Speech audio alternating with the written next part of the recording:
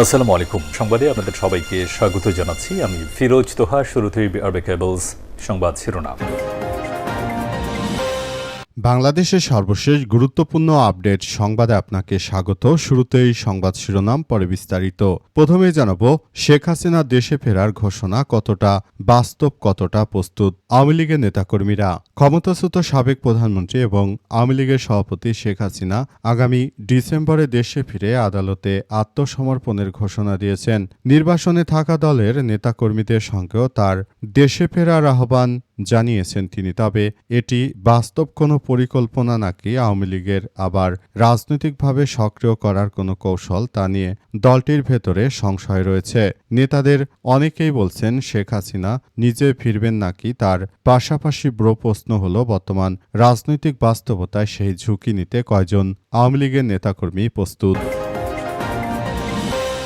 এরপর জানাবো জুলাই গণ অভ্যুত্থান, বাস্তবতা প্রচার এবং অপপ্রচার।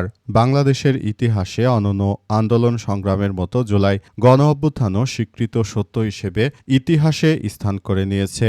জুলাই গণ অভ্যুত্থানের আন্দোলন শুধুমাত্র শিক্ষার্থীদের আন্দোলন ছিল না, ছিল স্বৈরাচার পতনের এক আপামর জনসাধারণের আন্দোলন। সেই আন্দোলনই ইতিহাসে জায়গা করে নিয়েছে। এদিকে ১৪৪ ধারার মধ্যেই হবিগঞ্জে বিক্ষোভ করতে যাচ্ছে নাহিদ এবং হাসনাত। মঙ্গলবার হবিগঞ্জে এনসিপির জুলাই পদযাত্রা হামলার প্রতিবাদে সেখানে বিক্ষোভ কর্মসূচির ডাক দিয়েছে এনসিপি। ওই কর্মসূচিতে যোগ দিতে এরই মধ্যে সেখানে পৌঁছেছে দলটির উচ্চ পর্যায়ের নেতারা। সেখানে নাহিদ ইসলাম, হাসনাত আবদুল্লাহ এছাড়াও দলের আরও গুরুত্বপূর্ণ নেতারা সেখানে উপস্থিত হয়েছেন। এবারে জানাবো স্থানীয় নির্বাচনে এমপিওভুক্ত শিক্ষকদের অযোগ্য ঘোষণার তীব্র নিন্দা জানালো বাংলাদেশ জামাত ইসলাম। স্থানীয় সরকার নির্বাচন বা মেম্বার চেয়ারম্যানের নির্বাচনে যারা এমপিওভুক্ত শিক্ষক রয়েছে তাদেরকে নির্বাচন অযোগ্য ঘোষণা করেছে নির্বাচন কমিশন। তবে নির্বাচন কমিশনের এমন পদক্ষেপকে ঘৃণা ভরে প্রত্যাখ্যান করেছে বাংলাদেশ জামাত ইসলাম। তারা বলছে যে এই ধরনের ঘটনা আসলে কোনোভাবেই গ্রহণযোগ্য নয়, কারণ যে কেউ চাইলেই নির্বাচনে অংশগ্রহণ করতে পারবে। আর যারা নম্রভদ্র বা ভালো টাইপের মানুষ তারাই শিক্ষক থাকে, তাদেরকে নির্বাচন থেকে আসলে বাদ দেওয়ার মধ্য দিয়ে মূলত নতুন করে বিতর্কের জন্ম দিয়েছে বিএনপি। এবং সর্বশেষ জানাবো ইসলামী ব্যাংকের শেয়ার কারসাজি সহযোগী চুপ্পুর গ্রেপ্তারের দাবিতে বিক্ষোভ মিছিল। ইসলামী ব্যাংকের শেয়ার কারসাজির অন্যতম হোতা এবং ব্যাংক লুটপাটকারী এস আলমের সহযোগী হিসেবে অভিযুক্ত পদত্যাগী রাষ্ট্রপতি মোহাম্মদ শাহাবুদ্দিন চুপ্পুর গ্রেপ্তারের দাবিতে বিক্ষোভ মিছিল ও সমাবেশ অনুষ্ঠিত হয়েছে। আজ দুপুরে রাজধানীর মতিঝিলে ইসলামী ব্যাংকের প্রধান কার্যালয়ের সামনে এই কর্মসূচির আয়োজন করা হয়। প্রিয় দর্শক, এতক্ষণ শুনছিলেন সংবাদ শিরোনাম, এবারে বিস্তারিত। তবে তার আগে বন্ধুরা অনুরোধ থাকবে এই সংবাদটিতে একটি লাইক দিন। এই চ্যানেলে আপনি নতুন হয়ে থাকলে আমাদের সংবাদটি দেখতে দেখতে চ্যানেলটি সাবস্ক্রাইব করে রাখুন। কমেন্ট করে বন্ধুরা আপনার মূল্যবান মতামত জানিয়ে দিন আপনি বিশ্বের কোন দেশ থেকে বা বাংলাদেশের কোন স্থান থেকে আমাদের সংবাদটি দেখছেন এবং শুনছেন। আর বন্ধুরা সংবাদটি আপনার সোশ্যাল মিডিয়া ফেসবুকে শেয়ার করে বন্ধুদেরও দেখার সুযোগ করে দিন। গাজা যুদ্ধে আপনি যদি নিরীহ ফিলিস্তিনিদের ভালোবেসে থাকেন কমেন্টে ইয়েস লিখে পুরো বিশ্ববাসীকে আমাদের এই তাজা আপডেটটি দেখার সুযোগ করে দিন। এবারে বিস্তারিত। শেখ হাসিনা দেশে ফেরার ঘোষণা কতটা বাস্তব এবং কতটা প্রস্তুত আওয়ামী লীগের নেতাকর্মীরা। সাবেক প্রধানমন্ত্রী শেখ হাসিনা তিনি বাংলাদেশে আসার জন্য ঘোষণা দিয়েছেন। তবে এই ঘোষণা দেওয়ার মধ্য দিয়ে নতুন করে এমন কিছু কার্যক্রম আসলে চালিয়ে যাওয়া হচ্ছে যে এই মুহূর্তে আওয়ামী লীগের নেতারা আসলে বাংলাদেশে আসার জন্য কতটা প্রস্তুত বলে আপনি মনে করেন। অবস্থায় শেখ হাসিনা আদতে বাংলাদেশে ফিরবে কিনা সেটি কি হিসেবে আপনি দেখছেন? আওয়ামী লীগের নেতাকর্মীরা তারা কি আদতে স্বেচ্ছায় শেখ হাসিনার সঙ্গে তারা স্বেচ্ছায় কারাবরণ বা আত্মসমর্পণ করবে, সেটিকে আপনি কি হিসেবে দেখেন? আওয়ামী লীগের নেতাকর্মীরা যদি অনেকেই বলছে যে এটি শেখ হাসিনার একটি রাজনৈতিক স্টান্টবাজি হতে পারে, কারণ আওয়ামী লীগের নেতাকর্মীরা যদি তারা আদালত ফেস করারই সাহস থাকতো তাহলে 5 আগস্ট তাদের পালিয়ে যাওয়ার কথা নয়, তারা জেলখানাতেই থাকতো এবং তারা দেশেই থাকতো। কিন্তু হয়তো দীর্ঘদিন ধরে আওয়ামী লীগের স্তিমিত হয়ে পড়া দলটিকে তারা নতুন করে জাগরণের মধ্য দিয়ে তারা এমন ধরনের কৌশলও নিতে পারে রাজনৈতিকভাবে, যেখানে আওয়ামী লীগ আবার দেশে ফিরবে সব কথা বলার মধ্য দিয়ে মূলত শেখ হাসিনা তার নেতাকর্মীদেরকে বা ঝিমিয়ে পড়া আন্দোলনকে আবার স্তমিত হওয়া আন্দোলনকে আবার চাঙ্গা করার চেষ্টা করতে পারেন বলে অনেকে মনে করছে। তবে শেখ হাসিনা আদতে বাংলাদেশে ফিরবে কিনা সেসব বিষয়টি নির্ধারিত হবে আগামী ডিসেম্বরে। এর আগে রয়টার্সকে দেয়া এক সাক্ষাৎকারে শেখ হাসিনা জানিয়েছিলেন যে তিনি ডিসেম্বরে তার সব নেতাকর্মী নিয়ে আত্মসমর্পণ করবেন এবং প্রয়োজনে জেলে যাবেন এবং সেখানে গিয়ে তিনি নতুন করে আবার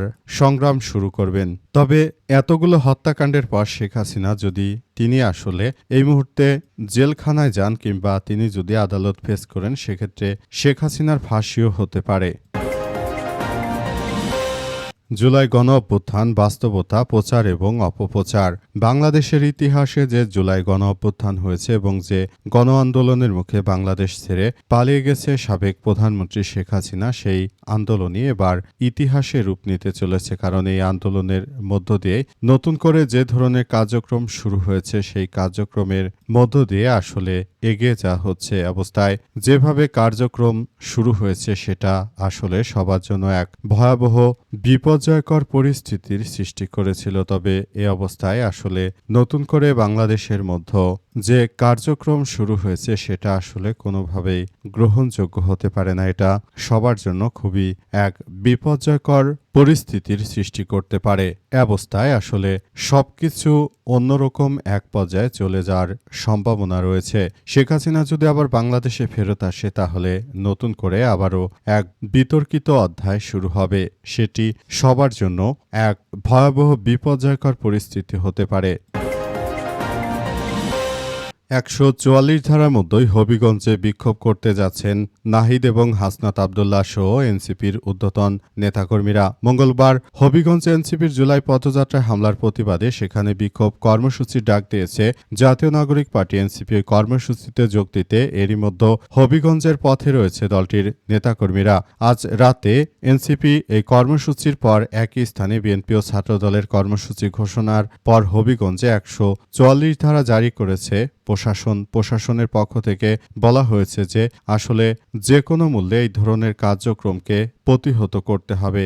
দেশটাকে সুন্দরভাবে এগিয়ে নেওয়ার মধ্য দিয়ে আমরা এগিয়ে যেতে চাই। তারপরও বিএনপির সন্ত্রাসী, চাঁদাবাজ ও কুখ্যাত সন্ত্রাসী গ্রুপ বিএনপি, তাদের দ্বারা দেশের মানুষ কখনোই কোনোভাবেই আসলে দেশের মানুষ তারা কখনোই এ অবস্থায় তাদের কাছ থেকে উপকৃত হয়নি। একটি হাইব্রিড রাজনৈতিক দল হচ্ছে বিএনপি। কারণ জিয়াউর রহমান ক্ষমতায় আসার পর এই দলটিকে প্রতিষ্ঠিত করেছিল। বাংলাদেশে যদি কোনো হাইব্রিড রাজনৈতিক দল থেকে থাকে সেটি হচ্ছে বিএনপি। আর তারা অবৈধভাবে ভোট ইলেকশন ইঞ্জিনিয়ারিং করার মধ্য দিয়ে তারা ক্ষমতায় এসে এখন জুলাই গণ অভ্যুত্থানের যারা নায়ক রয়েছে তাদের বিরুদ্ধে যে হামলা শুরু করেছে সেটা আসলে কোনোভাবেই গ্রহণযোগ্য হতে পারে না। এটি অবশ্যই খতিয়ে দেখতে হবে প্রশাসনকে। স্থানীয় নির্বাচনে এমপিওভুক্ত শিক্ষকদের অযোগ্য ঘোষণায় তীব্র বিরোধিতা জামাত ইসলামের। সিসির সঙ্গে বৈঠক। আগামী স্থানীয় সরকার নির্বাচন বা মেম্বার চেয়ারম্যানের নির্বাচনে যারা এমপিওভুক্ত শিক্ষক রয়েছে, ধরুন হাই স্কুলে যারা শিক্ষক রয়েছে, তাদেরকে এই নির্বাচনে দাঁড়াতে পারবে না বলে ঘোষণা দেওয়া হয়েছে। তবে এই ধরনের ঘোষণা দেওয়ার মধ্য দিয়ে নতুন করে এক ভয়াবহ বিপর্যয়কর পরিস্থিতি সৃষ্টি করেছে নির্বাচন কমিশন বিএনপির কারণেই মূলত এই ধরনের কার্যক্রম হাতে নিতে বাধ্য হয়েছে। কারণ এটি আসলে কোনোভাবেই গ্রহণযোগ্য নয়। যারা শিক্ষক রয়েছে কিংবা যারা বাংলাদেশের ভদ্র শ্রেণীর মানুষ রয়েছে, তারা যদি নির্বাচনে অংশগ্রহণ করতে না পারে, তাহলে এই নির্বাচন যে কেমন হবে সেটা আর বলার অপেক্ষা রাখে না। সুতরাং এই নির্বাচনে যারা শিক্ষক রয়েছেন তারা সবাই যদি একসঙ্গে মিলেমিশে যদি একটি সুন্দর ও সমৃদ্ধির একটি রাষ্ট্র কাঠামো গড়ে তোলা যায়,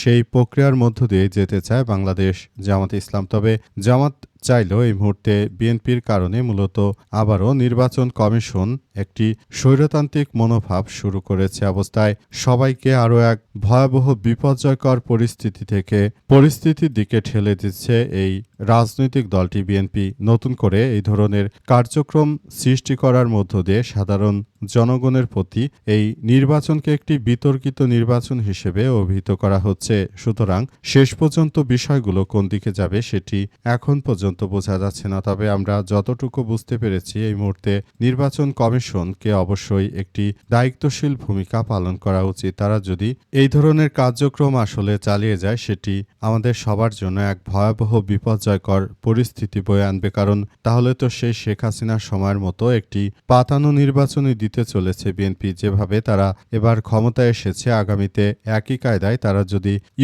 ইউনিয়ন মেম্বার চেয়ারম্যান সহ সব জায়গায় যদি বিএনপি তাদের দলীয় লোক বসিয়ে দেয়, সেক্ষেত্রে আগামীতে আরও এক ভয়াবহ বিপর্যয়কর পরিস্থিতির সৃষ্টি হবে।